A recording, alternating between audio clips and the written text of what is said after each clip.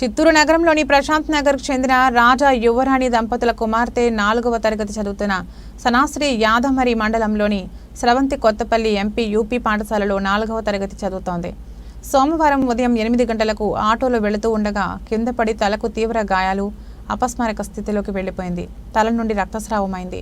108 ద్వారా చిత్తూరు ప్రభుత్వాసుపత్రికి తరలించగా పరిస్థితి విషమించడంతో రాణిపేట సీఎంసీకి రిఫర్ చేశారు. చిత్తూరు ప్రభుత్వాసుపత్రి వద్ద తల్లిదండ్రులు, బంధువుల ఆందోళన.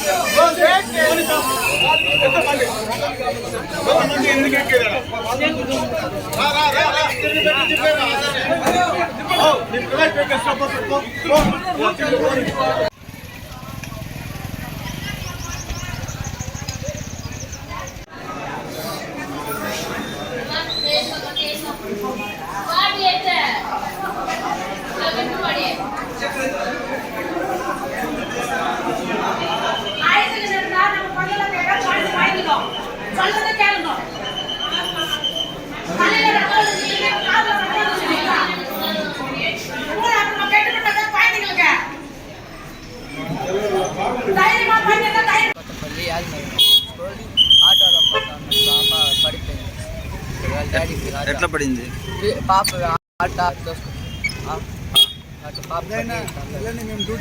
తల్లింది. అమ్మాయి ఎక్కడ ఉండేది? నాన్న పేరు ఏం చేస్తారు?